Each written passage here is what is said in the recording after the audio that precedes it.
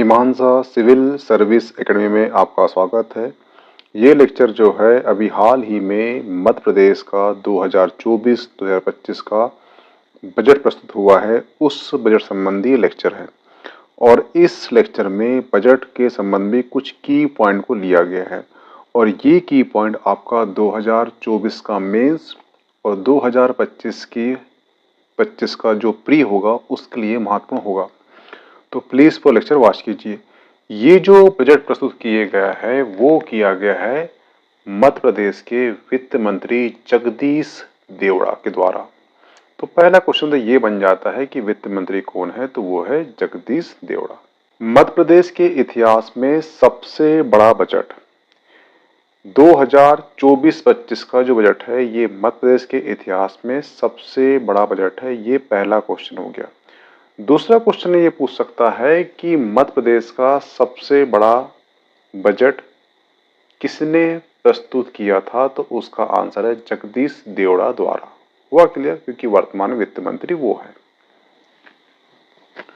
आपसे क्वेश्चन यही पूछ सकता है कि जो मध्य प्रदेश का बजट है ये पिछले साल के बजट से कितना प्रतिशत अधिक है, तो वो है 16%। ये अधिक है। हुआ क्लियर। ये सभी की पॉइंट आप लिख लेना, क्योंकि आपको आने वाले एग्जाम में ये जो यहाँ से क्वेश्चन आपको मिलेंगे, तो ध्यान से की पॉइंट लिख लेना। हो सके तो जितने की पॉइंट हैं वो की पॉइंट आप आराम से मेंस कंटेंट में यूज कर सकते हो।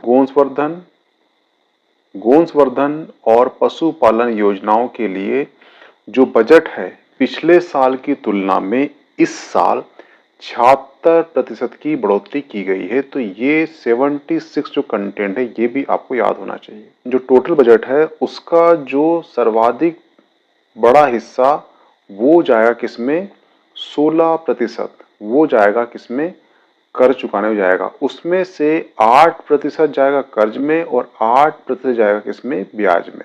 हुआ क्लियर। और सेकंड जो सर्वाधिक हिस्सा जाएगा, सबसे बड़ा हिस्सा, वो जाएगा इंफ्रा में। और उसके बाद थर्ड नंबर पर है किसका, 13% जाएगा किसमें, वो जाएगा स्वास्थ्य में। तो ये इमेज में आपको तीन चीज याद रखना है। 15% जाएगा किसमें, इंफ्रा में।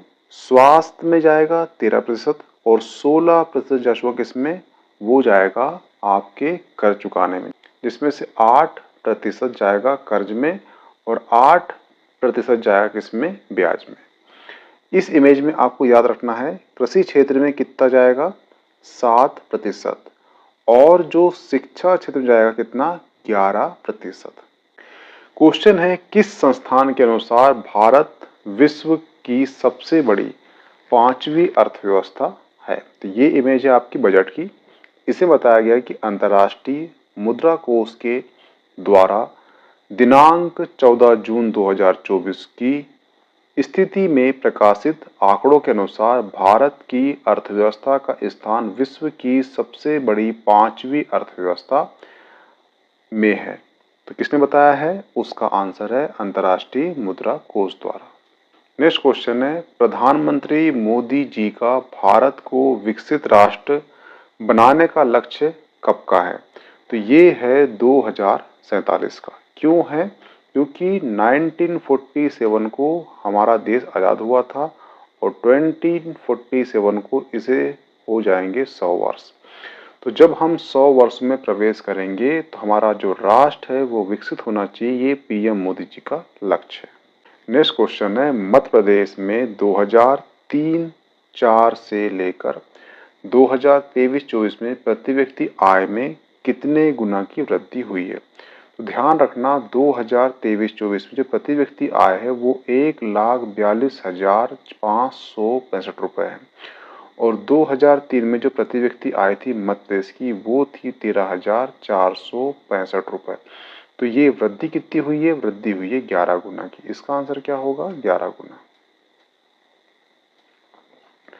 नेक्स्ट क्वेश्चन है नीति आयोग के अनुसार 2013-14 में से 2022-23 में इतने वर्षों में मध्य प्रदेश के कितने लोग बहुआयामी गरीबी से बाहर आ चुके हैं। तो उसका आंसर है 2,43 30 लाख लोग बहुआयामी गरीबी से बाहर आ चुके हैं। ये कंटेंट आपको मेंस और प्री दोनों में काम आ सकता है। नेक्स्ट क्वेश्चन है, वित्त वर्ष 2022-23 की तुलना में वित्त वर्ष 2023-24 में कितना प्रतिशत अधिक है? तो ये बोल रहा है पूंजीगत व्यय, पूंजीगत व्यय की बात कर रहा है, क्वेश्चन लिखा नहीं है। 2023-24 में पूंजीगत व्यय 60,689 करोड़ हुआ था, जो वित्त वर्ष 2022-23 की तुलना में कितना अधिक है? वो है 29% अधिक है। हुआ क्लियर? इसका आंसर है 29%। इस बजट में बताया गया है कि आने वाले 5 सालों इस बजट में बताया गया है कि आने वाले 5 सालों में कुछ एक्सप्रेसवे नेटवर्क बनाए जाएंगे, जिसमें से एक है अटल प्रगति पथ। इसकी जो लंबाई है वो 399 है। दूसरा है नर्मदा प्रगति पथ, इसकी लंबाई 900 किलोमीटर है। तीसरा है विंध एक्सप्रेसवे, इसकी लंबाई है 676 किलोमीटर। चौथा है मालवा निमाड़ विकास पथ, इसकी लंबाई है 450। और जो बुंदेलखंड विकास पथ है, इसकी लंबाई है 330 किलोमीटर। और अंतिम है मध्य भारत विकास पथ, इसकी लंबाई है 746 किलोमीटर। तो आपसे क्वेश्चन ये कर सकता है मेंस में कि आगामी 5 वर्षों में एक्सप्रेसवे का नेटवर्क बताइए या समझाइए। तो आपको ये एक्सप्रेसवे याद होना चाहिए और आपको उनकी लंबाई याद होना चाहिए। ये आपका मेंस में सकता है। पीटी में आपको पूछ लिया कि अटल प्रगति पथ की लंबाई कितनी है, तो आपको ये याद होना चाहिए। इसलिए ये जो कंटेंट है, ये जो पीपीटी है, आपको याद होना चाहिए। नेक्स्ट क्वेश्चन है, सुगम यातायात के लिए एलिवेटेड कॉरिडोर मध्य प्रदेश में कौन कौन से जिले से गुजरेंगे? तो ये 4 जिलों से गुजरेंगे। एक है भोपाल, एक है इंदौर, एक है जबलपुर और एक है ग्वालियर। ये जो इमेज है, ये है बजट की। इसमें बताया गया है कि जो हर घर में नल योजना कब आरंभ की गई थी? तो वो आरंभ की थी 2019 में। पर आपसे क्वेश्चन पूछ सकता है कि अगस्त, जुलाई, जून, जुलाई, ठीक है? तो उसका आंसर है अगस्त में शुरू की गई थी। आपसे ये भी क्वेश्चन पूछ सकता है कि ग्रामीण क्षेत्रों में हर घर में नल से जल कब तक पहुंचाने का लक्ष्य रखा गया है? तो वो 2024 तक रखा गया है। 100 मेगावाट क्षमता का फ्लोटिंग सौर पार्क मध्य प्रदेश में कहाँ स्थापित किया गया है? तो वो किया गया है ओमकारेश्वर में। ये इमेज आप पढ़ लेना। सौर ऊर्जा के क्षेत्र में वर्ष 2024-25 में कितना धनराशि प्रस्तावित है? तो उसका आंसर है 19,406 करोड़ धनराशि प्रस्तावित है। तो इसका आंसर क्या होगा? Answer A 19,406 crore. इस इमेज में बताया गया है कि जो मध्य प्रदेश में सिंचाई का जो रकबा ये बढ़ते जा रहा है। वर्तमान में कितना है? 50 है, जिसे 2025-26 तक 65 लाख पहुंचाना है और वही बढ़ाकर 2029 तक यानी 28-29 तक 1 लाख हेक्टेयर बढ़ाना है। तो ये कंटेंट आपको मेंस में काम आ सकता है। ये इमेज में बताया गया है कि जो केन बेतवा लिंक परियोजना है, ये परियोजना कितने की है? तो उसका आंसर है 44,605 करोड़ की। और ये जो परियोजना से जो बुंदेलखंड क्षेत्र है, उसमें सामाजिक आर्थिक विकास के लिए ये वरदान साबित होगी। इसमें मध्य प्रदेश के 10 जिलों को लाभ प्राप्त होगा। एक बार क्वेश्चन पूछ लिया था कि जो 3 मार्कर पूछ लिया था, किसमें? मेंस में 3 मार्कर में पूछ लिया था कि दौधन बांध क्या है। ये इसलिए पूछा था क्योंकि ये जो बांध बना है वो केन बेतवा लिंक परियोजना के अंतर्गत बना है। आपसे क्वेश्चन आ सकता है कि दौधन बांध किस परियोजना के अंतर्गत बना है? तो उसका आंसर है केन बेतवा लिंक परियोजना। ये इमेज में बताया गया है कि जो मध्य प्रदेश और राजस्थान के बीच में एक MOU साइन हुआ है। इसके अंतर्गत पार्वती, कालीसिंध, चंबल अंतर्राज्यीय नदी लिंक परियोजना का जो सैद्धांतिक सहमति बनाई गई है। इसके अंतर्गत जो मालवा के 10 जिले हैं उनको लाभ प्राप्त होगा और उसमें नवीन सिंचाई क्षमता निर्मित होगी। हुआ क्लियर? तो एमपी के 10 जिले हैं और कौन से जिले हैं? वो मालवा के जिले हैं। क्यों मालवा क्यों हैं? क्योंकि राजस्थान टच है मालवा से। तो जो कालीसिंध पार्वती चंबल नदी है वो मालवा में ही बहती है, इसलिए 10 जिलों को जो लाभ होगा वो किसमें होगा? वो मालवा के जिलों को ही होगा। तो ये याद रखना आप। इस इमेज में बताया गया है कि जो मध्य प्रदेश में या केंद्र की योजना है किसान सम्मान निधि के अंतर्गत लगभग 82 लाख किसानों को ये जो धनराशि है किसान सम्मान निधि ये उपलब्ध की जा रही है। तो 6,000 दे रही है केंद्र और 6,000 दे रहे हैं राज्य। इस प्रकार से जाते 12,000 हो जाता है ये साल के। हुआ क्लियर? इस इमेज में बताया गया है कि जो प्रधानमंत्री उज्ज्वला योजना में अब तक लगभग 89 लाख हितग्राहियों को निःशुल्क गैस कनेक्शन उपलब्ध कराया गया है। तो ये कंटेंट को आप याद रखना। इस में बताया गया है कि जो पशुपालकों के लिए जो योजना है उसमें 2023-24 में जो योजना थी, वर्तमान में 24-25 की जो योजना है उसमें कितने प्रतिशत की बढ़ोतरी की गई है? तो वो 76% की बढ़ोतरी की गई है। इस इमेज में बताया गया है कि जो 2023-24 में 3,82,000 मेट्रिक टन मत्स्य उत्पादन तथा लगभग 215 करोड़ मत्स्य बीज का उत्पादन किया गया था, जो अब तक का सर्वाधिक उत्पादन है। हुआ क्लियर? ठीक है। और इसके अंतर्गत जो वेस्ट इंडलैंड डिस्ट्रिक्ट का प्रथम पुरस्कार मिला है किसको? बालाघाट जिले की एक समिति है, उसका नाम है सरस्वती मछुआ सहकारी समिति को दिया गया है। तो ये भी कंटेंट को आप याद रखना पीटी की दृष्टि से। मध्य प्रदेश में 2024-2025 में 3 और शासकीय चिकित्सालय महाविद्यालय प्रस्तावित हैं। तो ये 3 जो शासकीय चिकित्सालय विद्यालय ये कहाँ कहाँ बनेंगे? तो ये बनेंगे मंदसौर में, नीमच में, सिवनी में। हुआ क्लियर? प्रदेश में गंभीर रोगियों को आपात स्थिति में उचित समय पर उच्च स्तरीय चिकित्सा उपलब्ध कराने हेतु पीएम श्री एयर एम्बुलेंस की शुरुआत की गई है। हुआ क्लियर? मध्य प्रदेश में 5 जिलों में आयुर्वेदिक चिकित्सालय आरंभ किया जा रहा है, जिसमें से एक है बालाघाट, शहडोल, सागर, नर्मदापुरम, मुरैना। स्वास्थ्य क्षेत्र के लिए 2024-25 में 21,444 करोड़ का प्रावधान प्रस्तावित है, जो 2023-24 के बजट के अनुमान के अकॉर्डिंग 34% क्या है? ये अधिक है। तो ये आप याद रखना। अगर आपसे क्वेश्चन पूछेगा कि मध्य प्रदेश की ऐसी कौन सी योजना है जो सबसे बड़ी योजना है किसमें? डायरेक्ट बेनिफिट ट्रांसफर में, तो उसका आंसर देना आप लाडली बहना योजना। इस इमेज में बताया गया है कि जो प्रधानमंत्री जनजाति आदिवासी न्याय महाअभियान के अंतर्गत विशेष जनजाति क्षेत्र में 217 आंगनवाड़ी भवनों का निर्माण किया जा रहा है। तो ये आपको यह पूछ सकता है किसमें? पीटी में, कितने आंगनवाड़ी में बनाया जा रहा है भवन? वो भी विशेष जनजाति क्षेत्र में 217। हुआ क्लियर? किस योजना के अंतर्गत? तो वो है प्रधानमंत्री जनजाति आदिवासी न्याय महाअभियान के अंतर्गत।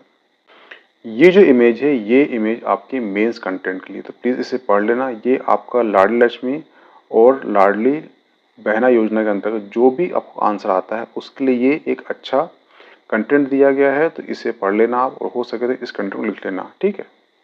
पीएम श्री योजना के अंतर्गत 730 विद्यालयों में चिन्हित किया गया है कि जो शैक्षणिक गुणवत्ता सुधार के साथ साथ भौतिक संसाधन व उन्नयन भी किया जाएगा।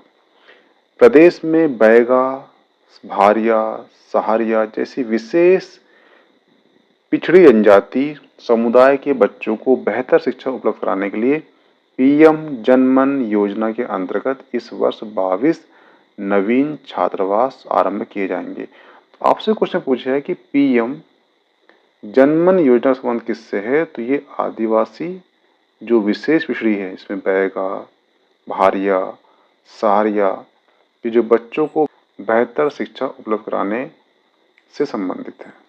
अभी हाल ही में प्रदेश में 3 महाविद्यालय बनाने का फैसला लिया गया है, प्रस्तावित है। तो इसमें क्वेश्चन पूछेगा आपसे कि क्रांति सूर्य टांट्या भील विश्वविद्यालय कहाँ पर है? तो ये खरगोन में है। तात्या टोपे विश्वविद्यालय कहाँ बनाया जाएगा? तो गुना बनाया जाएगा। रानी अवंतीबाई लोधी विश्वविद्यालय कहाँ बनाया जाएगा? तो ये सागर में बनाया जाएगा। प्रदेश में 3 जिले हैं जहाँ पे ग्रीन स्किल ITI विकसित कर solar technology, electronic vehicle mechanic पाठ्यक्रम आरंभ किया जाएगा। तो कौन से वो ग्रीन स्किल ITI होंगे? तो वो 3 जिले होंगे, एक है देवास, एक है छिंदवाड़ा और एक है धार। इस इमेज में बताया गया है कि जो मध्य प्रदेश को स्पोर्ट हब बनाने के लिए बरखेड़ा भोपाल में अंतर्राष्ट्रीय स्तर के स्पोर्ट कॉम्प्लेक्स का निर्माण किया जा रहा है। इस इमेज में बताया गया है कि अभी हाल ही में जो 19वें एशियाई खेल हुए थे, इसमें मध्य प्रदेश का प्रदर्शन शानदार रहा है। इसमें 6 स्वर्ण सहित 14 पदक जीते थे और जो पैरा एशियन गेम हुए थे उसमें 1 स्वर्ण सहित 4 पदक अर्जित किया था मध्य प्रदेश में। और पेरिस में जो आयोजित होने वाला ओलंपिक है एवं पैरा ओलंपिक खेलों में मध्य प्रदेश के 5 खिलाड़ी द्वारा प्रतियोगिता की जाएगी। तो ये 5 जो खिलाड़ी हैं इसके नाम देना चाहिए, इनका खेल याद होना चाहिए और इनका जिला याद होना चाहिए। इस इमेज में बताया गया है कि जो जनजाति वर्ग है उसके आर्थिक, सामाजिक, राजनीतिक और शिक्षा आदि संबंधी जो विकास है ये योजना के माध्यम से की जाएगी। योजना कौन सी होगी? वो होगी बस्ती विकास योजना और देवारण्य योजना। तो ये जो योजना है ये तो मध्य प्रदेश PSC ने एक बार प्री में पूछ चुका है कि देवारण्य योजना का संबंध किससे है? तो जनजाति जो वर्ग है उनके सांस्कृतिक, उनके शिक्षण, उनके राजनीतिक, उनके सामाजिक जीवन को ऊपर उठाने संबंधी है। हुआ क्लियर? नेक्स्ट इमेज है, इसमें बताया गया है कि मध्य प्रदेश में पेशा अधिनियम लागू हो चुका है। अब आपसे क्वेश्चन पूछा है कि मध्य प्रदेश में पेशा अधिनियम किस तारीख को लॉन्च हुआ है या लागू हुआ है? तो उसका आंसर है 2022। पर यहाँ मैंने बोला हूँ तारीख, तो तारीख है 15 नवंबर 2022। इस डेट को याद करना है। 15 नवंबर क्यों आपको याद नहीं करना है? 15 नवंबर जो है बिरसा मुंडा का डेट ऑफ बर्थ है। जो बिरसा मुंडा जी हुए हैं उनका ये डेट ऑफ बर्थ है, इसीलिए 15 नवंबर को ही मध्य प्रदेश में पेशा अधिनियम लागू किया गया था। अब उससे क्वेश्चन पूछेगा कि किस जिले से स्टार्ट किया गया था? ठीक है, तो ये जिला था कौन सा? शहडोल जिला। हुआ क्लियर? इस इमेज में बताया गया है कि जनजाति वर्ग है उसमें विद्यार्थियों को बेहतर शिक्षण सुविधा उपलब्ध कराने के लिए 94 CM राइस विद्यालय जनजाति क्षेत्रों में स्वीकृत किए गए हैं। कितने? 94। तो ये संख्या आपको याद रखना है। ये इमेज बताया गया है कि जो बैगा, भारिया, सारिया जो विशेष पिछड़ी जनजाति है मध्य प्रदेश की, इनको निःशुल्क आहार उपलब्ध कराने हेतु कृत संकल्प है मध्य प्रदेश शासन।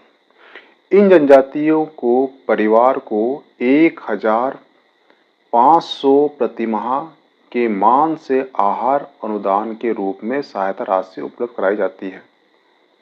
वह क्लियर? तो आपसे क्वेश्चन पूछा है कि बैगा, भारिया, सारिया को प्रति माह अनुदान के रूप में कितनी राशि उपलब्ध की जाती है? तो उसका आंसर है कितने? 1500। इस इमेज से क्वेश्चन ये पूछेगा आपसे कि हमारी सरकार यानी कि मध्य प्रदेश सरकार जनजाति वर्ग के प्रतिभावान विद्यार्थियों के उज्जवल भविष्य के लिए कौन सी योजना चला रही है? तो उसका आंसर है आकांक्षा योजना। और ये जो क्वेश्चन है ये मध्य प्रदेश PSC ने प्री में क्वेश्चन पूछ चुका है। ठीक है, इस इमेज में बताया गया है कि जनजाति वर्ग के गौरवपूर्ण परंपराओं एवं उन्नत संस्कृति को संरक्षित रखने एवं प्रदर्शित करने हेतु हमारी सरकार सतत प्रयास कर रही है। प्रयास क्या है? तो बादल भूई स्वतंत्रता संग्राम सेनानी का जो संग्रहालय है ये स्थापित किया जा रहा है कहाँ पर? छिंदवाड़ा में। और श्री शंकर शाह और रघुनाथ शाह संग्रहालय बनाया जा रहा है कहाँ पर? ये है जबलपुर में। इन दोनों संग्रहालय को बनाया जाएगा और इसमें जो जनजाति वर्ग है उनकी परंपरा, उनकी संस्कृति, उनका संरक्षण प्लस उनका प्रदर्शन किया जाएगा। वह क्लियर? तो आपसे क्वेश्चन आया कि बादल भूई स्वतंत्रता संग्राम संग्रहालय कहाँ पर है? तो छिंदवाड़ा में है। श्री शंकर शाह रघुनाथ शाह संग्रहालय कहाँ पर है? तो जबलपुर में। हुआ क्लियर? आपसे क्वेश्चन पूछेगा कि संत रविदास जी का जो स्मारक स्थापित कहाँ किया जा रहा है? तो वो सागर में किया जा रहा है। इनमें से क्वेश्चन पूछेगा आपसे कि जो सीतापुर जिला है, सीतापुर जगह है, जिला कौन सा है? मुरैना में मेगा लेदर फुटवेयर एसेसरीज की संपूर्ण मूल्य श्रृंखला बड़े पैमाने पर एकीकृत कर आधुनिक औद्योगिक अधोसंरचना सुविधा विकसित की जा रही। कहाँ पर? मुरैना जिला के एक सीतापुर गांव में। कौन सा नाम है उसका? Mega leather footwear accessories. ठीक है। और दूसरा पार्क बन रहा है कहाँ पर? उज्जैन में विक्रम उदयपुर में मेडिकल डिवाइस पार्क की स्थापना की जा रही है। तो ये दो कंटेंट आपको काम आएंगे। इमेज बताया गया है कि प्रधानमंत्री मोदी जी ने वोकल फॉर लोकल के मंत्र के अनुरूप एक जिला एक उत्पाद योजना के अंतर्गत प्रदेश के प्रत्येक जिले में एक उत्पाद को राष्ट्रीय और अंतर्राष्ट्रीय स्तर पर पहचान दिलाने हेतु इन उत्पादों की पहुंच को ग्लोबल मार्केट तक बनाने हेतु हमारी सरकार प्रयासरत है। यानी कि कोई भी उत्पादन जो है वो जिले में होगा और जिले को उसको बना जाएगा, उस जिले का उत्पादन हो जाएगा। किसी भी एक उत्पादन को उस जिले का उत्पादन बनाया जाएगा जो उस जिले में सर्वाधिक होता है वो, और उस उत्पादन को राष्ट्रीय और अंतर्राष्ट्रीय स्तर पर ग्लोबल मार्केट तक पहुंचाया जाएगा। इससे क्या होगा कि जो लोकल जो मार्केट है वो इंटरनेशनल मार्केट हो जाएगा, जिससे कि भारत की अर्थव्यवस्था हो या राज्य की अर्थव्यवस्था हो या जिले की अर्थव्यवस्था को तेजी मिलेगी। हुआ क्लियर? इसमें बताया गया है कि जो आगामी वर्ष होगा जिसमें 24-25 में आगामी वर्ष में जो ग्लोबल इन्वेस्ट समिट जो है ये मध्य प्रदेश में आयोजित की जाएगी। अब किस जिले में की जाएगी वो आगे देखा जाएगा। संभावना ये है कि ये इंदौर या भोपाल में हो सकता है। इसमें बताया गया है कि राज्य क्लस्टर योजना वर्ष 2023-24 में 9 क्लस्टरों को विकसित अनुमानित प्रदान किया गया है। कितने? 9 क्लस्टर। आपको ये याद रखना है कितने क्लस्टर बनने वाले हैं। राज्य क्लस्टर योजना के अंतर्गत 9 क्लस्टर योजना बनने वाले हैं 2023-24 में अनुमानित है। ठीक है। और इन क्लस्टरों के माध्यम से लगभग 9,000 लोगों को प्रत्यक्ष और अप्रत्यक्ष रूप से रोजगार प्राप्त होगा। इस इमेज में बताया गया है कि जो ग्रामीण आजीविका मिशन योजना के अंतर्गत 2024-25 में बजट में रुपए 800 करोड़ का बजट प्रावधान प्रस्तावित किया गया है, जो पिछले वर्ष की तुलना में 33% अधिक है। तो ये 33% का जो डाटा है आपको याद होना चाहिए। इस इमेज में बताया गया है कि जो प्रधानमंत्री कृषि सिंचाई योजना के लिए वर्ष 2024-25 में 1000 जल ग्रहण संरचनाओं के निर्माण का लक्ष्य रखा गया है। तो आपसे क्वेश्चन आएगा कि 2024-25 में जो बजट हुआ है उसमें प्रधानमंत्री कृषि सिंचाई योजना के अंतर्गत कितने हजार जल ग्रहण संरचनाओं का निर्माण करने का लक्ष्य रखा गया है? तो कितना है? वो है 1000। हुआ क्लियर? इस इमेज में बताया गया है कि जो प्रदेश को पीएम स्वनिधि योजना के अंतर्गत प्रथम स्थान है और वहीं पर प्रधानमंत्री आवास योजना के क्रियान्वयन के में और वहीं प्रधानमंत्री आवास योजना के शहरी के लिए शहरी के लिए क्रियान्वयन में देश में दूसरा स्थान प्राप्त हुआ है। अगर आपसे पूछा है कि पीएम स्वनिधि में मध्य प्रदेश का कौन सा स्थान है तो वो है प्रथम। हुआ क्लियर? और आपसे ये क्वेश्चन पूछा है कि प्रधानमंत्री आवास योजना किसके लिए? शहरी के लिए। शहरी के लिए क्रियान्वयन के लिए देश में कौन सा स्थान लगा है तो वो लगा है सेकंड। ये याद रखना। स्वनिधि आएगा तो प्रथम है, और पीएम आवास योजना शहरी के लिए आएगा तो सेकेंड है। हुआ क्लियर? और स्वच्छ सर्वेक्षण 2023 में इंदौर को 7वीं बार, कौन सी बार? ये है 7वीं बार देश का सबसे स्वच्छ शहर। तो आपको इंदौर भी याद होना और कौन सी बार है ये? 7वीं बार, ये भी याद होना। कई बार वो पूछ लेगा कौन सी बार, 6वीं, 5वीं, 7वीं बार, तो उसका आंसर क्या? 7वीं बार। एवं भोपाल को देश की स्वच्छतम राजधानी होने का सम्मान प्राप्त हुआ है। तो ये पीपीटी आपके लिए बहुत महत्वपूर्ण स्थान रखती है एग्जाम की दृष्टि से, तो थोड़ा ध्यान रखना। इस इमेज में बताया गया है पीएम ई बस योजना के अंतर्गत मध्य प्रदेश के 6 शहरों का चयन किया गया है, जिसमें ये बस चलेगी वो है इंदौर, भोपाल, जबलपुर, ग्वालियर, 4 तो होंगे और 2 जिले एक्स्ट्रा मान लो कौन से, ये हैं उज्जैन और सागर। इस इमेज में बताया गया है कि जो 2028 में उज्जैन में सिंहस्थ मेला आयोजित होने वाला है, इस आयोजन में देश विदेश से सबसे बड़ी संख्या में श्रद्धालुओं का आगमन होगा उज्जैन में। इस विशाल आयोजन की तैयारी के क्षेत्र में 10 जिलों की आधारभूत संरचनाओं को विकसित करने का कार्य किया जा रहा है। ठीक है, और इसके लिए जो बजट पास हुआ है वो हुआ है 500 करोड़ का। तो क्वेश्चन ये आएगा कि उज्जैन में सिंहस्थ मेला कब लग रहा है? तो वो लग रहा है 2028 को। ठीक है, इसके लिए जो बजट का प्रावधान प्रस्तावित है वो है 500 करोड़। हुआ क्लियर? इस इमेज से क्वेश्चन पूछेगा आपको कि जल गंगा संवर्धन अभियान कब से कब तक चलाया गया था? तो वो चलाया गया था 5 जून से 16 जून को। जो पर्यावरण दिवस है वो मनाया जाता है 5 जून और उसी दिन से 16 जून तक चलाया गया था जल गंगा संवर्धन अभियान। इसके अंतर्गत कुआं, बावड़ी, नदी, घाटी, मंदिरों आदि को साफ सफाई किया गया था। हुआ क्लियर? ठीक है, आपको ये 2 डेट याद होना चाहिए। इस इमेज में बताया गया है कि जो प्रदेश है यानी कि मध्य प्रदेश में वन क्षेत्र है 95,000 वर्ग किलोमीटर, जो प्रदेश के भूभाग का 31% है। कितना है? 31%। तथा देश के कुल वन क्षेत्र का 12% है। तो आपको ये भी डाटा याद होना और ये भी होना और ये डाटा भी आपको याद होना। आपसे क्वेश्चन पूछ ले इंटरव्यू में कि 33% वन आवश्यक क्यों है? तो इसका आंसर देना आप कि 25% वन अगर होते हैं तो जो मनुष्य हैं और जो जानवर है उसके भी संपर्क बढ़ जाता है, जिससे जानवर की जो बीमारी है वो ट्रांसफर हो जाती है मनुष्य में, जिससे मनुष्य की जाति को संकट पैदा होता है। इसीलिए 33% वन की लिमिट रखी गई है। और एमपी में कितना प्रतिशत है? वो है 31%। वैज्ञानिक प्रबंधन, वनों के वैज्ञानिक प्रबंधन में मध्य प्रदेश देश का अग्रणी राज्य है। ये कंटेंट को भी आप याद रखना। इस इमेज से क्वेश्चन पूछेगा आपको कि कार्बन उत्सर्जन को कम करने के लिए नेट जीरो के राष्ट्रीय लक्ष्य को प्राप्त करने का लक्ष्य कब तक रखा गया है? तो ये रखा गया है 2070 तक। हुआ क्लियर?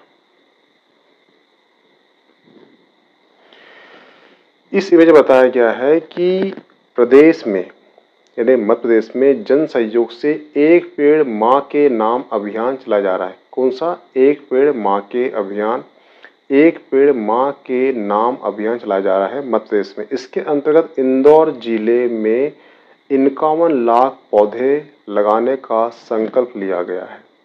आपसे क्वेश्चन पूछेगा कि इंदौर जिले में 51 लाख पेड़ लगाने का संकल्प किस अभियान के अंतर्गत चलाया गया है? तो वो है एक पेड़ माँ के नाम अभियान। हुआ क्लियर? जो ओमकारेश्वर है वहां पर शंकराचार्य की 108 फीट की मूर्ति स्थापित की जा रही है और वहां पे अद्वैत लोक बनाया जा रहा है। अद्वैत लोक क्यों? क्योंकि इन्होंने दर्शन दिया था, उसका नाम था अद्वैतवाद। हुआ क्लियर? और इसे एकात्मक का वैश्विक केंद्र रूप में विकसित किया है। एकात्मक क्यों? इन्होंने बोला था अद्वैतवाद दर्शन दिया था। अद्वैतवाद क्या होता है कि कोई 2 नहीं है, 3 नहीं है, 4 नहीं है, 5 नहीं है। ठीक है, तो कोई 2 नहीं है मतलब क्या है? कोई एक है और एक क्या है? वो ब्रह्म है। इसलिए उसको बोला गया एकात्मक के वैश्विक केंद्र रूप में विकसित किया जाएगा। इनकी मूर्ति ओमकारेश्वर में क्यों लगाई जा रही है? क्योंकि ये जो हैं शंकराचार्य 12 वर्ष की बाल्य अवस्था में ओमकारेश्वर आ गए थे इसलिए। और जो क्वेश्चन पूछ ले कि जो मूर्ति में शंकराचार्य की किस अवस्था को दर्शाया गया है, तो वो दर्शाया गया है 12 वर्ष की। क्यों? क्योंकि 12 वर्ष की अवस्था में कहाँ ओमकारेश्वर आए थे। हुआ क्लियर? इस इमेज में बताया गया है कि उज्जैन में आध्यात्मिक सांस्कृतिक विकास अभिमुक्त समागम विक्रम महोत्सव का आयोजन 29 फरवरी 2024 से 9 अप्रैल 2024 की अवधि में सफलतापूर्वक संपन्न हुआ। आपसे क्वेश्चन पूछा है कि विक्रम उत्सव कहाँ हुआ, तो उज्जैन में हुआ। और आपसे क्वेश्चन पूछ सकता है किस तारीख को हुआ, तो 29 फरवरी 2024 से 9 अप्रैल 2024। इसमें बताया गया है कि जो महानायक हुए हैं भारत के इतिहास में, उनके लिए एक संग्रहालय बनाया जाएगा और उसका नाम होगा वीर भारत न्याय स्थापित किया जाएगा। ठीक है। वीर भारत संग्रहालय की स्थापना के माध्यम से भारत की सभ्यता संरक्षण के योगदान को समझने के ऐतिहासिक कार्य में मध्य प्रदेश ने अपने कदम आगे बढ़ाए हैं और यह देश और दुनिया का अपनी तरह का पहला संग्रहालय होगा। तो ये भी आपके लिए एक महत्वपूर्ण कंटेंट रखता है एग्जाम की दृष्टि से। इस इमेज में बताया गया है कि 1 जुलाई 2024 को 3 नए कानून क्रमशः, जिसमें भारतीय न्याय संहिता, भारतीय नागरिक सुरक्षा संहिता, भारतीय साक्ष्य अधिनियम 2023 को लागू किया गया है। तो आपसे क्वेश्चन पूछा है कि मध्य प्रदेश में जो 3 नए कानून हैं इसे कब लागू किया गया है, तो उसका आंसर होगा 1 जुलाई 2024। इसमें बताया गया है कि जो राजकोषीय घाटे का पुनरीक्षण अनुमान 54,450 करोड़ है, जो सकल राज्य घरेलू यानी कि मध्य प्रदेश की जीडीपी का कितना है, वो है 3.60%, 3.60%। ये कंटेंट आपको याद होना चाहिए। इस इमेज में बताया गया है कि जो 2024-25 में कुल राजस्व प्राप्तियों का बजट अनुमान है 2,63,344 करोड़। ये कंटेंट आपको एग्जाम में पूछ सकता है, इसलिए इस कंटेंट को आप याद कर लेना। इस इमेज में बताया गया है कि जो 15वें वित्त आयोग की अनुशंसा के अनुसार 2024-25 में राजकोषीय घाटे की सामान्य सीमा 3% प्रस्तावित थी। आपसे क्वेश्चन पूछा है कि 15वें वित्त आयोग की अनुशंसा पर 2024-25 की जो राजकोषीय घाटे की सीमा कितनी प्रस्तावित थी, तो वो 3% प्रस्तावित थी। ये आपको याद होना चाहिए। इसे बताया गया है कि 2024-25 में जो राजकोषीय घाटा है वो 62,564 करोड़ अनुमानित है, जो कि राज्य का जीडीपी का 4.11% अनुमानित है। हुआ क्लियर?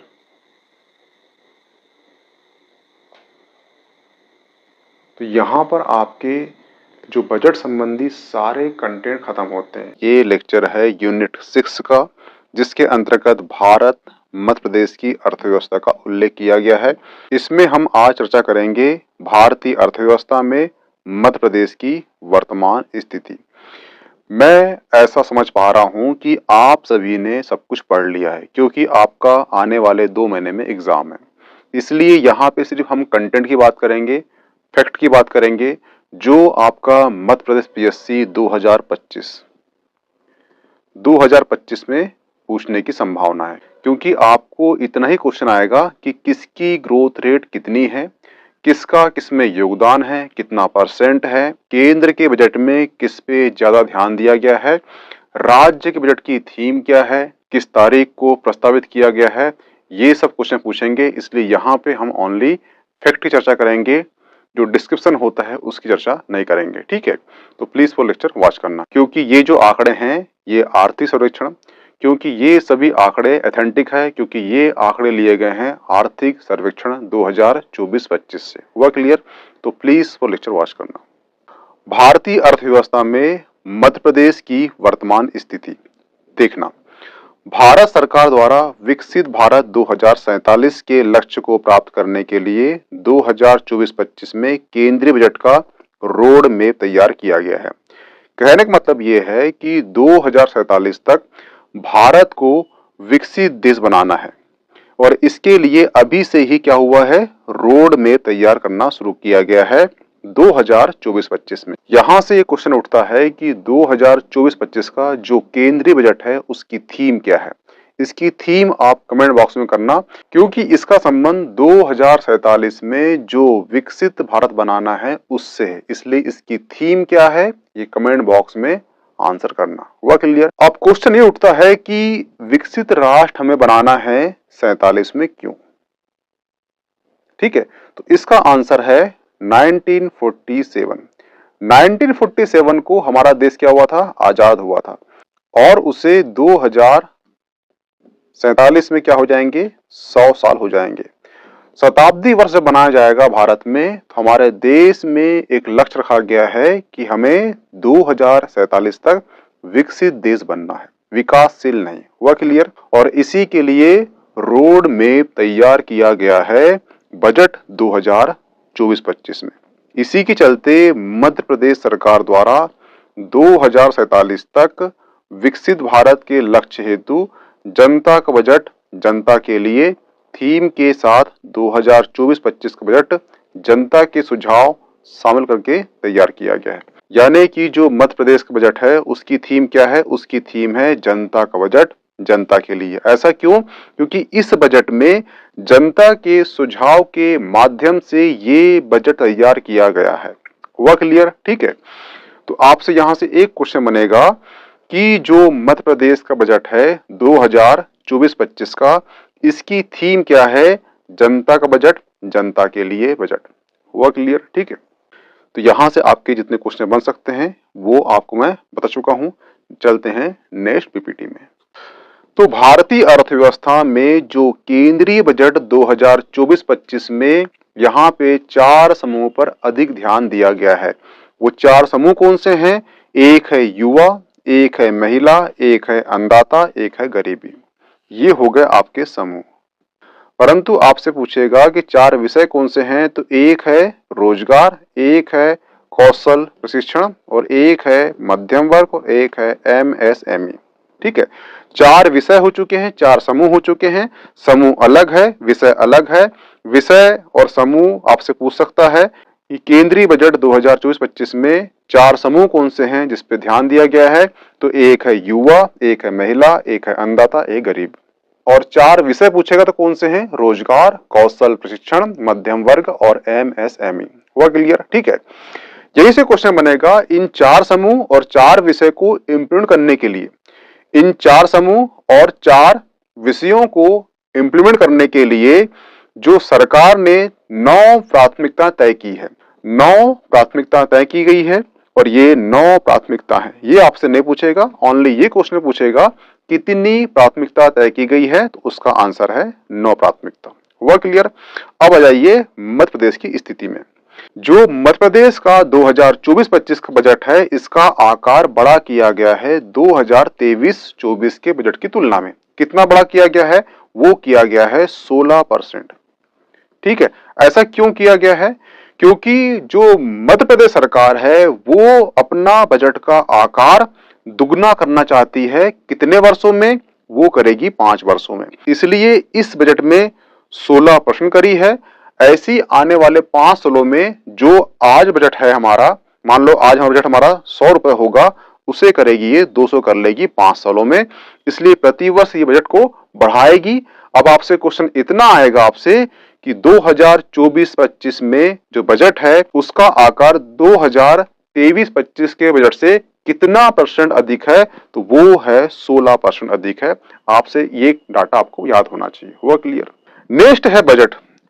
तो बजट क्या होता है? तो बजट शब्द एक फ्रेंच भाषा का वर्ड है। ये बुजेट से निकला है। जब ब्रिटेन में जब ये पहली बार बजट पेश किया गया था, तो एक चमड़े के बैग में उसको, जो उसके पेपर होते हैं वो लाए गए थे।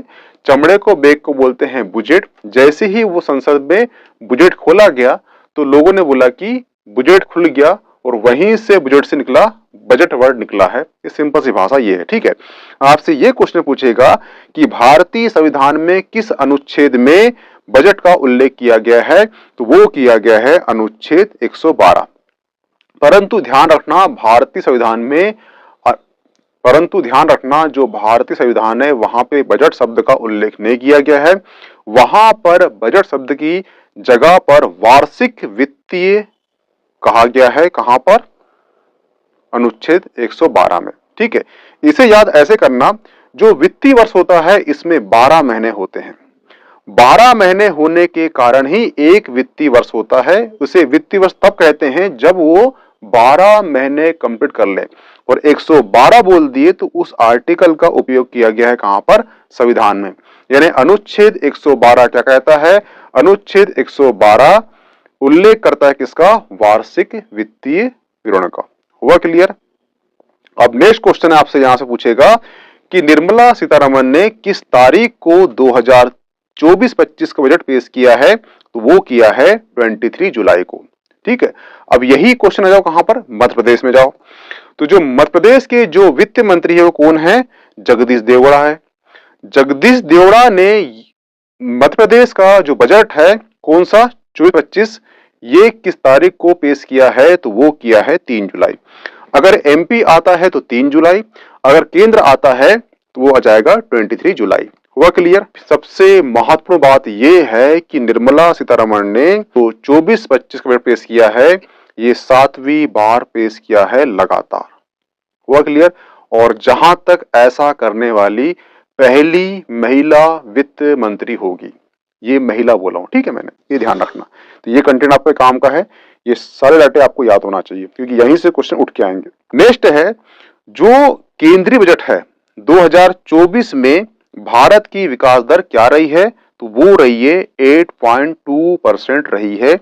ये आंकड़ा आपके लिए वेरी वेरी एमपी हो जाता है। जो मध्य प्रदेश है वहां पर 2024 की जो स्थिर कीमत पर विकास दर क्या रही है, तो वो रही है 6.1% रही है। ये भी आंकड़ा आपके लिए काफी एमपी हो जाता है।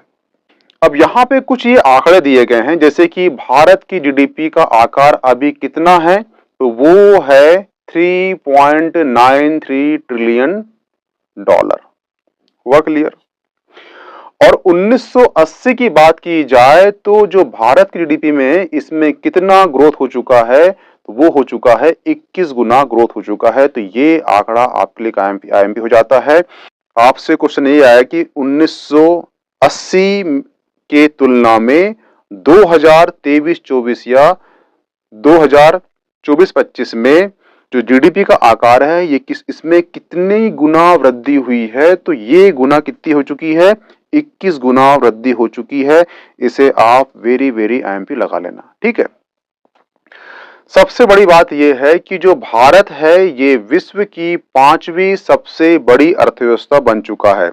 अब आपसे क्वेश्चन पूछेगा, ये तो सबको पता है कौन सी अर्थव्यवस्था है विश्व की सबसे बड़ी 5वीं अर्थव्यवस्था है, ये तो पता हो गया आपको। आपसे क्वेश्चन ये पूछेगा कि ये जो प्रकाशित आंकड़े किए गए हैं ये किसके अनुसार किए गए हैं, तो ये किए गए हैं IMF के द्वारा, ठीक है। आपसे क्वेश्चन ये आया कि भारत को विश्व की 5वीं अर्थव्यवस्था कहा है, ये किस संस्था के द्वारा कहा गया है? वर्ल्ड बैंक, IMF, एशियाई बैंक या इनमें से कोई नहीं। तो उसका आंसर क्या होगा? IMF। अब आप इसका आंसर कमेंट बॉक्स में आंसर करना कि IMF और वर्ल्ड बैंक की स्थापना कहां हुई है, एक, और दूसरा इन दोनों का जो हेडक्वार्टर है वो कहां पर है। हुआ क्लियर? वित्तीय वर्ष 2023-24 के लिए मध्य प्रदेश के लिए प्रचलित भाव पर जो मध्य प्रदेश का सकल राज्य घरेलू उत्पाद जिसे GSDP कहा गया है वो कितना है? वो 13,63,327 करोड़ रुपए था, ठीक है। परंतु स्थिर मूल्य पूछेगा तो कितना है? इसका कर दो आधा, तो वो हो जाएगा 13,60,363। तो ये दोनों आंकड़े आपको याद होना चाहिए। अब यहीं पर क्या बोला गया है कि मध्य प्रदेश का सकल राज्य घरेलू उत्पाद यानी कि GSDP जो है 2023-24 में कितना था? वो 13,63 था। अब वो कितना बढ़ गया है? वो बढ़ गया है 15,22,22 जीरो बढ़ गया है। तो आपसे क्वेश्चन यहाँ पे कर रहा है कि मध्य प्रदेश में 2023-24 में जो मध्य प्रदेश का सकल राज्य घरेलू उत्पाद था, ये कितना था? तो ये था 13,63,327 करोड़ था। हुआ क्लियर?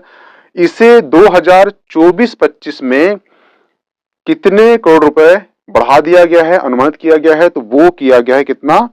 15,22,22 अब आपसे यहां से ये क्वेश्चन कर रहा है कि इसमें कितने परसेंट का इजाफा हुआ है या कितने परसेंट की वृद्धि हुई है? तो वो वृद्धि कितनी हुई है? वो हुई है 0.6%।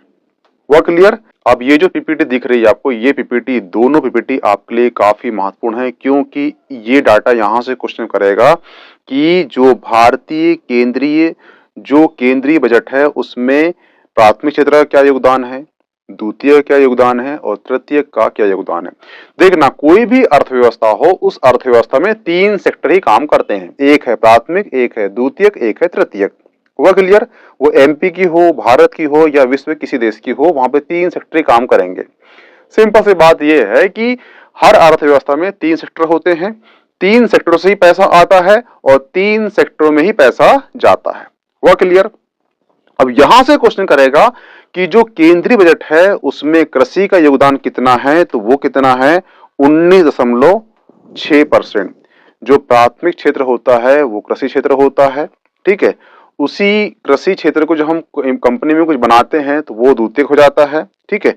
और इन दोनों में जो सेवा लगती है हमें ट्रांसपोर्ट की, इसकी उसकी, वो कहलाता है तृतीयक क्षेत्र। सिंपल भाषा में ये है, ठीक है। आपसे क्वेश्चन करेगा कि केंद्रीय बजट में द्वितीयक क्षेत्र का कितना परसेंट है? तो वो है 25.7%। आपसे तीसरा क्वेश्चन करेगा कि केंद्रीय बजट में जो तृतीयक क्षेत्र है उसका योगदान कितना है? तो वो है 54%, 54.7%, ठीक है। इस प्रकार से कितना जाता है? ये टोटल हो जाता है 100%। हुआ क्लियर? अब तुलना कर लो, एमपी में जो प्राथमिक क्षेत्र है वो अधिक है, परंतु जो केंद्र में उसका परसेंट कम है। हुआ क्लियर? तुलना हो गई। यहाँ पर जो मध्य प्रदेश है उसमें जो द्वितीयक क्षेत्र है उसका डिक्लाइन हो रहा है, परंतु यहाँ पे इसका उत्थान हो रहा है। कहां पर? केंद्रीय में। तो एमपी में कितना योगदान है द्वितीय क्षेत्र का? वो है 18.47, यानी कि 18.4% योगदान किसका है? जो मध्य प्रदेश में जो प्राथमिक क्षेत्र है उसका योगदान अधिक है। कितना है? वो है 45.53%। जो मध्य प्रदेश है वहां पर जो तृतीय क्षेत्र है उसमें कितना योगदान है? वो है 36%। हुआ क्लियर? ठीक है। यानी कि अगर देखा जाए, दोनों की तुलना की जाए, तो मध्य प्रदेश जो प्राथमिक क्षेत्र है वहां पे अच्छा काम कर रहा है और बाकी सब में वो डिक्लाइन है। किससे? केंद्र से। हुआ क्लियर? तो ये जो 3 दूनी 6 आंकड़े हैं, इसके 3 और इसके 3 आपको याद होना चाहिए। अब यहां से आपसे क्वेश्चन करेगा कि जो क्षेत्र हैं प्राथमिक, द्वितीयक, तृतीयक, इसमें कितनी वृद्धि हुई है? जो राज्य का प्राथमिक, द्वितीयक क्षेत्र है, वो तृतीय क्षेत्र है, इसमें कितनी वृद्धि हुई है? तो ध्यान रखना, ये केंद्र का है और एक राज्य का है। जो केंद्र है उसमें प्राथमिक क्षेत्र में वृद्धि कितनी हुई है? वो हुई है 2.1%। जो द्वितीयक क्षेत्र है इसमें कितनी वृद्धि हुई है? तो वो हुई है 9.7%। और जो तृतीयक क्षेत्र है उसमें कितनी वृद्धि हुई है? वो हुई है 7.6% की वृद्धि हुई है। हुआ क्लियर? वही सेम चीज मध्य प्रदेश में जो प्राथमिक क्षेत्र है इसमें कितनी वृद्धि हुई है? वो हुई है 3.4%। द्वितीयक क्षेत्र में एमपी में कितनी वृद्धि हुई है? तो वो हुई है 7.4%। और तृतीय क्षेत्र में कितनी वृद्धि हुई है मध्य प्रदेश में? तो वो हुई है 6.9%। हुआ क्लियर? ठीक है। तो ये केंद्र का हो गया और ये राज्य का हो गया। 6 आंकड़े हैं, याद होना चाहिए। ये दोनों इमेज को एग्जाम के जस्ट सुबह सुबह उठकर ये देख लेना, ताकि आपको डाटा आपको एग्जाम तक याद रहे, क्योंकि ये सब भूल जाओगे आप, अभी पढ़ोगे आप तो। ठीक है, आप एक आंकड़े का बनाना फर्रा, ठीक है, ताकि जैसे एग्जाम होती है उसके 2-3 घंटे पहले आप देख लो उसको, ताकि एग्जाम में क्वेश्चन वहीं से आते हैं तो आपको वो आंकड़े याद रहें और वहां क्वेश्चन आपको डील कर सको। हुआ क्लियर? अब चलते हैं नेक्स्ट पीपीटी में। वही 2024 में वर्ष में हमारी वृद्धि कितनी रही है? तो ये रही है 8.2% रही है, बता चुका हूं आपको मैंने। और ये आंकड़ा काफी इंपॉर्टेंट है। 2023-24 में जो बजट है उसमें भारत की विकास दर कितनी अनुमानित किया गया है? तो वो किया गया है 6.5% से 7%। ये क्या है? अनुमानित किया गया है। तो ये आपके लिए आईएमपी हो जाता है। किस संस्था के द्वारा भारत को विश्व की 5वीं सबसे बड़ी अर्थव्यवस्था बताया गया है? तो वो है IMF। और IMF की स्थापना कब हुई है, वर्ल्ड बैंक की स्थापना कब हुई है और इन दोनों का हेडक्वार्टर कहां पर है? ये कमेंट बॉक्स में आंसर करना। MP में जो 2003 से 2004 और 2023 से 2024 में प्रति व्यक्ति आय में कितना गुना की वृद्धि हुई है, यानी ये बोल रहा है कि 2023 में प्रति व्यक्ति आय कितनी थी और अभी कितनी है और इन दोनों में कितने गुना की वृद्धि हुई है? तो ये हुई है 11 गुना की वृद्धि हुई है। कहां पर? MP में। ये ध्यान रखना। नीति आयोग के अनुसार 2013-14 में और 2022-23 में MP में कितने लोग गरीबी से बाहर आ गए हैं? और ये रिपोर्ट जो है नीति आयोग की है।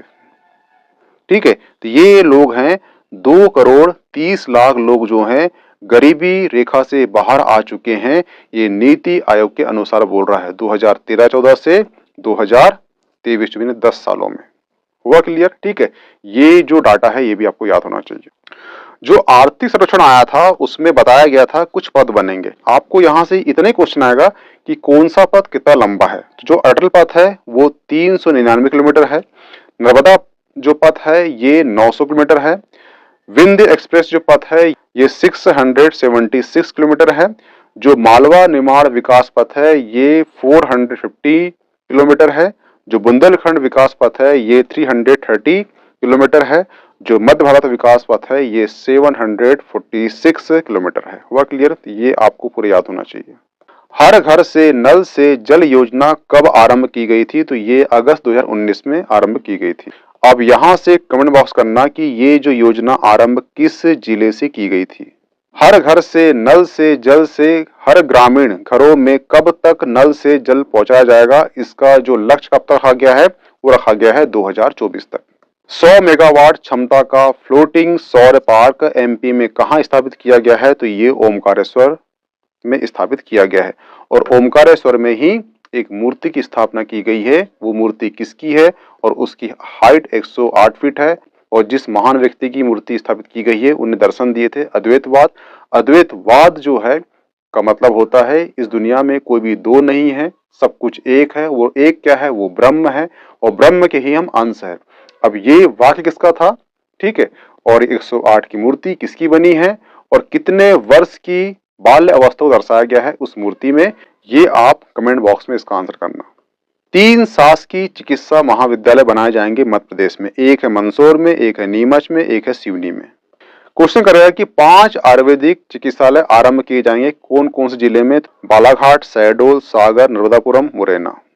मध्य प्रदेश की सबसे बड़ी डायरेक्ट बेनिफिट ट्रांसफर DBT वाली योजना कौन सी है? तो वो है लाडली बहना योजना और इन्हीं ने वर्तमान में चुनाव जिताई थी।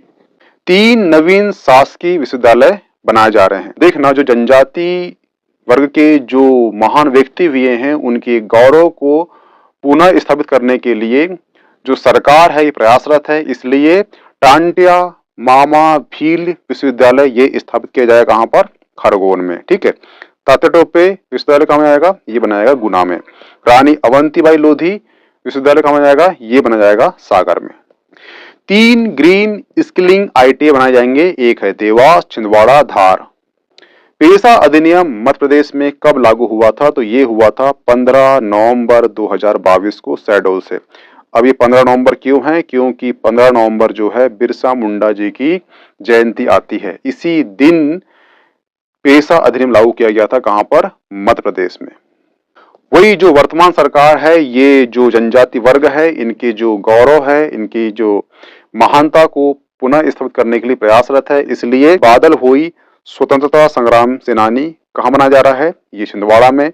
श्री शंकर शाह कुंवर रघुनाथ शाह संग्रहालय कहां बनाया जाएगा? ये जबलपुर में। तो ये एक बार MPSC में पूछ चुका है। अब इसके आपके चांसेस है कि पूछ सकता है कि श्री शंकर शाह कुंवर रघुनाथ शाह संग्रहालय कहां स्थापित किया जाएगा? तो ये किया जाएगा जबलपुर में।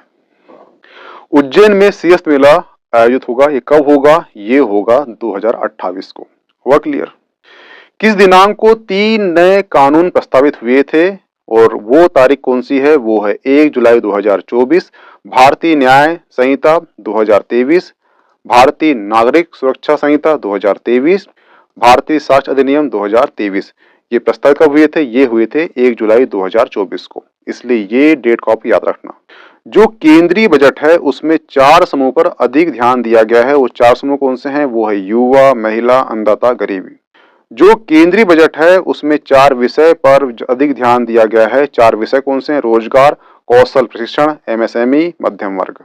इसका जो आंसर है आप कमेंट बॉक्स में कमेंट करना कि केंद्रीय बजट में वर्ष 2024-25 में कुल बजट कितना था और इसमें जो प्राथमिकता है कितनी है? ये 9 है, 4 समूह है, 4 विषय हैं। ठीक है, अब बस इतना करना कि इसका कुल बजट कितना था। ठीक है, दूसरा जो है ये सेम चीज है, मध्य प्रदेश का 2024-23 का कुल बजट कितना था, ये भी आप कमेंट बॉक्स में इसका कमेंट में आंसर करना। ठीक है, तो यहाँ पर आपका जो यूनिट 6 का भारत और मध्य प्रदेश की जो वर्तमान स्थिति है अर्थव्यवस्था की, इसके बारे में हम चर्चा करें हैं। इसके जो महत्वपूर्ण तथ्य थे उसको हमने जान चुके हैं। ठीक है, इसकी जो पीडीएफ है आपको मीमांसा एकेडमी का जो टेलीग्राम चैनल में प्राप्त हो जाएगी।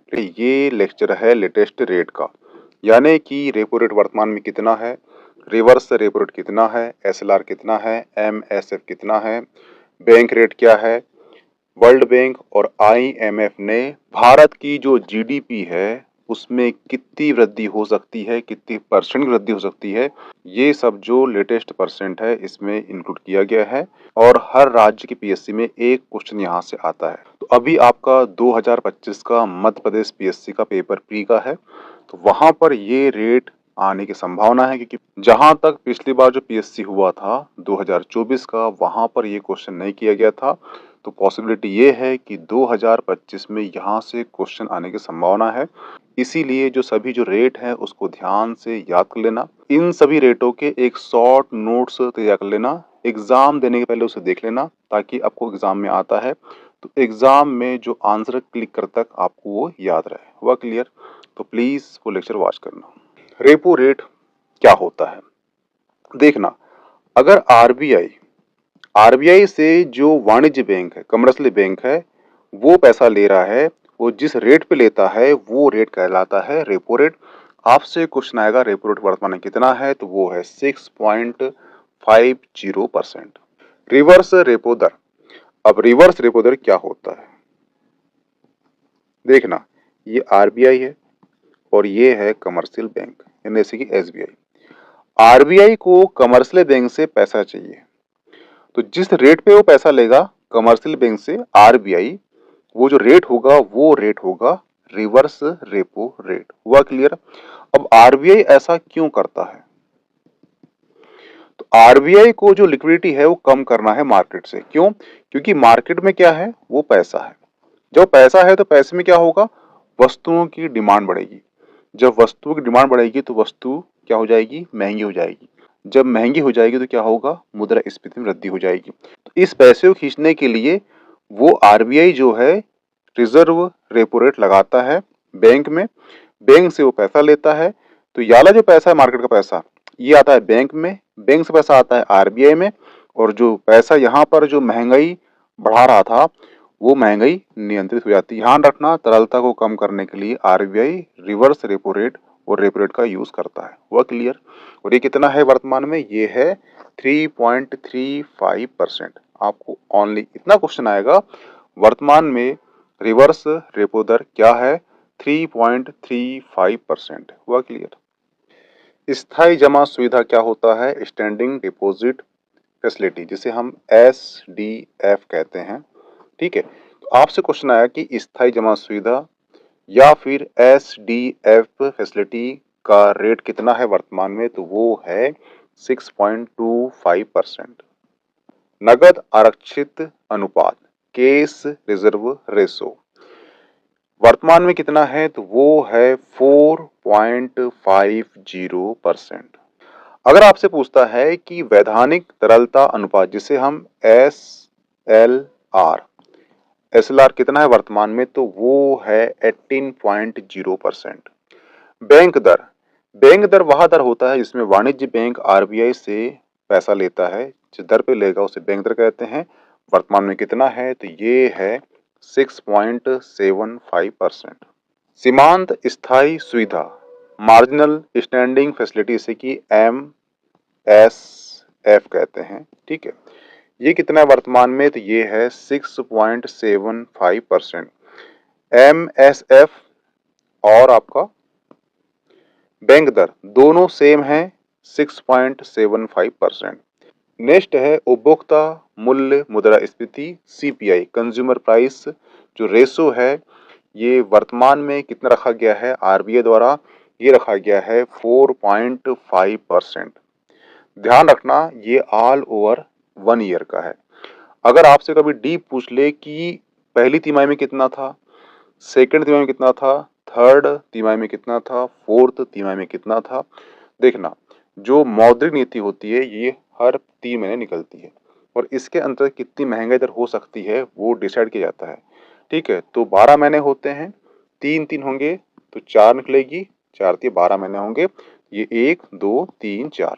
जो पहला क्वार्टर होगा उसमें महंगाई दर 4.3% रखी गई है, दूसरे क्वार्टर में 4.1% रखी गई है, तीसरा क्वार्टर में 4.8% रखी गई है और जो फोर्थ क्वार्टर है उसमें 4.2% रखी गई है। इसका निकालते हैं एवरेज, तो साल भर की जो मुद्रास्फीति है, ठीक है, CPI ये निकल जाता है और वो कितना वर्तमान में 4.5%। आपको याद हो ठीक है, नहीं तो ये तो याद कर लेना, तो यही से क्वेश्चन आएगा CPI वर्तमान में कितना है 4.5%। जो RBI ने 2024-25 में भारत की GDP वृद्धि दर कितनी रखी है, तो वो रखी है 7.2%। ये आप IMP लगा के रख लेना। एक है वर्ल्ड बैंक और एक है IMF। ये दोनों ही 2024-25 के लिए भारत की GDP के लिए एक अनुमान लगाते हैं कि इतनी वृद्धि दर हो सकती है भारत में इस साल। ठीक है, तो 2024-25 के लिए जो बैंक वर्ल्ड बैंक है और एक है IMF, दोनों ने जो वृद्धि दर निकाली है वो एक ही है, वो है 7%। हुआ क्लियर? यानी कि अगर RBI का पूछेगा आपसे तो वो है 7.2%, परंतु आपसे वर्ल्ड बैंक पूछे या आपको IMF पूछे, ये दोनों का पूछेगा वो कितना है 7%। यानी कि RBI का सिर्फ 2% अधिक है और इसका जो है सेम है। ये आपको डाटा याद करने में आसानी होगी। तो यहाँ पर लेक्चर समाप्त होता है। इसकी PDF आपको मिल जाएगी मीमांसा एकेडमी का जो टेलीग्राम चैनल है वहाँ प्राप्त हो जाएगी, तो प्लीज़ ज्वाइन कर लीजिए। Okay, thanks.